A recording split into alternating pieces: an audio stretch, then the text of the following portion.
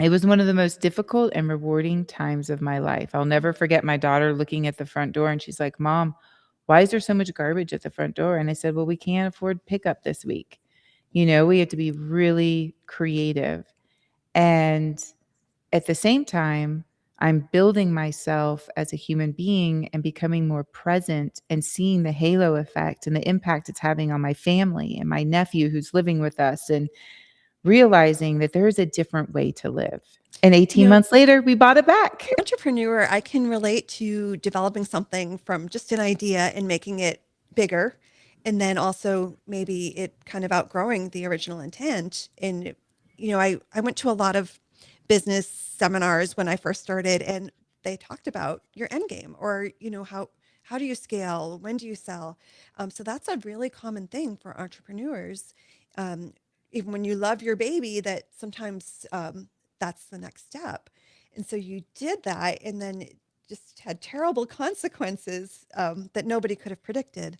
But you really said it earlier, when sometimes you just have to pivot and, do it differently.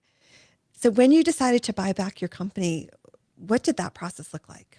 Again, in uncharted territory, right? You've Yeah. never been in this situation. And there was a lot of mentors and a lot of long walks and strategizing and knocking on doors and finding various people who would back us to support us and be able to make it happen. And a lot of technical pieces and parts, right? Because it's not easy to untangle something like that. And then also the risk of, we have not been in production for 18 months. What is it going to look like when we have it back?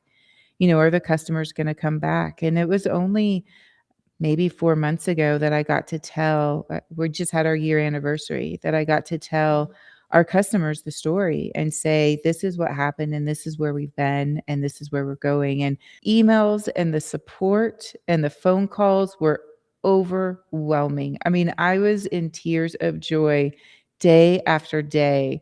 And now to this day, I have it set up. Like when I send out our, like mass emails, I now have it sent from my personal email instead of, typically you have like an email that the team checks. And people will email me and go, "Wow, I wasn't expecting a response." And I'm like, "I have so much gratitude for being here with you right now. You bet you I'm responding." And I'm getting so much more joy out of it and so much more gratitude. And yet, we're rebuilding and almost starting over, but it's such a gift.